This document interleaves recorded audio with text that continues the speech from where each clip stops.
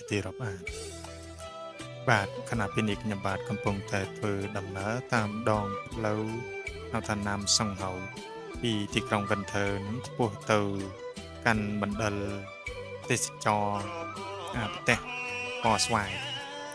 បាទហើយនេះគឺតាមដងផ្លូវណាមសង្ហៅនេះគឺឆ្ពោះទៅបើយើងរត់ត្រង់រហូតទៅនឹងដល់ស្រុកសាច់ក៏ដូចជាស្រុកឡុងពូជាដើមបាទយើងនេះធ្វើ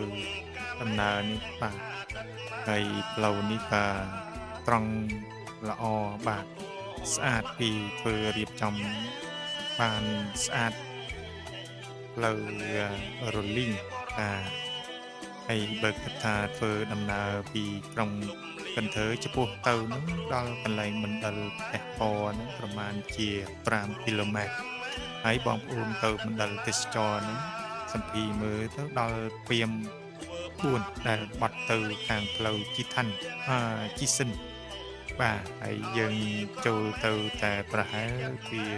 7ទៅដល់1គីឡូម៉ែត្រហ្នឹងដល់មណ្ឌលទេសចរណ៍ហ្នឹងហើយបាទមណ្ឌលទេសចរណ៍ផ្ទះពណ៌ស្វាយហ្នឹងបានរបីរន្ទឺទៅតាមបណ្ដាញសង្គមក៏ដូចជាបងប្អូនដែលនិយម check in បាទនិយមថាថតរូបទុកជាអនុស្សាវរីយ៍ក៏ដូចជាពីថតសម្រាប់អាពាហ៍ពិពាហ៍ជាដើមបាទឥឡូវនេះគឺមកដល់ផ្លូវបែកបត់ខាងស្ដាំដៃបាទពីត្រឹមនឹងហៅថាចូលទៅប្រហែលជា700ម៉ែត្រឬតែ1គីឡូម៉ែត្រហ្នឹងដល់មណ្ឌលទេសចរណ៍ផ្ទះពណ៌ស្វាយហើយបាទថ្ងៃនេះគឺជាថ្ងៃអាទិត្យដែលបងប្អូនយើងក៏ដូចជាភ្ញៀវទេសចរហ្នឹងក៏ឆ្លៀតឱកាសមកលេងដើម្បីទស្សនានៅនេះហើយតាមដងផ្លូវនេះគឺមានផ្ទះសម្បែងក៏ដូចជាភ្ញៀវទេសចរដែលធ្វើដំណើរនឹងបានយ៉ាងច្រើនបាទព្រោះថាជាថ្ងៃលំហែកាយហើយជាពិសេសក្នុងរដូវវិស្សមកាលសាលានានាក៏នាំកូនសិស្សគុនប៉ុនក៏ដូចជាលោកគ្រូអ្នកគ្រូក៏ឆ្លៀតមកដើរកម្សាន្តលេងស្រូបយកនៅបរិយាកាសក្រោយពីការងារបាទបានសម្រាប់បាទហើយផ្លូវនេះបើយើងធ្វើដំណើរទៅតាមត្រង់រហូតទៅនឹងវាអាចទៅដល់ផ្លូវជាតិលេខ1បាទផ្លូវជាតិលេខ1ហើយក្នុងខណ្ឌកែរាំងបាទខណ្ឌកែរាំងហ្នឹងនៅក្រុងកន្ធ្វើបាទហើយនេះផ្លូវនេះទៅទឹងធំស្រឡះ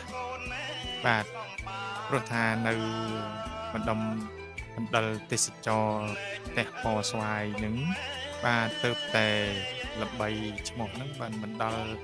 10ឆ្នាំនោះទេបាទប្រហែលជា7-8ឆ្នាំហ្នឹងបាទដែលគេបានបង្ហោះឡើងទៅតាមបណ្ដាញសង្គម Facebook Zalo ជាដើមហើយភ្ញៀវទេសចរហ្នឹងក៏ចិត្តតាមដានក៏បបួលគ្នាហ្នឹងមកដើរលេងកម្សាន្តអ្នកខ្លះគេទៅកម្សាន្តតំបន់ទេសចរណ៍ជីវសាស្ត្រនៅខាងអង្គដេបាទឬក៏មីខាន់ណាបាទនៅខាងក្នុងទីធ្វើដំណើរមក3-4កន្លែងហ្នឹងហើយទៅឈៀងមកចូលដើរកម្សាន្តនៅផ្ទះពណ៌ស្វាយហ្នឹងឥឡូវដូច្នេះថ្ងៃនេះក៏ខ្ញុំក៏ធ្វើដំណើរហ្នឹងក៏មកដើរកម្សាន្តដែរបាទនេះគឺជាលើកដំបូងដែរដើម្បីមកមើលទៅនៅក្នុងហ្នឹងបើមានលក្ខណៈអីខ្លះឬក៏មាន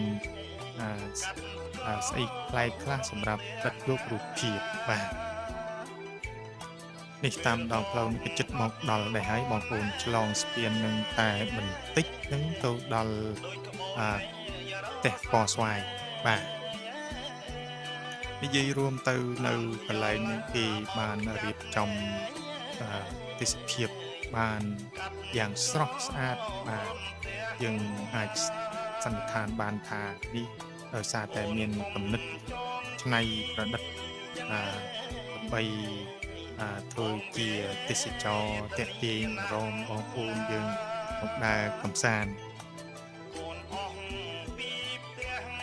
បងប្អូនអ្នកធ្វើដំណើរនេះជាពិសេសនៅខាងឆ្វេងដៃខ្ញុំនឹងមកដល់ហើយបាទគ្រាន់តែឃើញរបងហ្នឹងគឺពណ៌ស្វាយរបងនឹងមកច្រកគឺពណ៌ស្វាយទាំងអស់បាទហើយនៅខាងក្នុងហ្នឹងបងប្អូនអាចទិញសម្បត្តិក្នុងម្នាក់ហ្នឹង60,000អាចចូលទៅថតរូបបាទទៅជាអនុស្សាវរីយ៍ទៅថតមើលកន្លែងតាំងពីពណ៌កាមេរ៉ាទូរទស្សន៍ពីដើមហើយផ្ទះជើងបាទហើយពីតុបតែងទៅតាមរបៀបថាថតហ្នឹងមានរូបសញ្ញាបេះដូងបាទនៅក្នុងនោះមានហាងកាហ្វេបាទ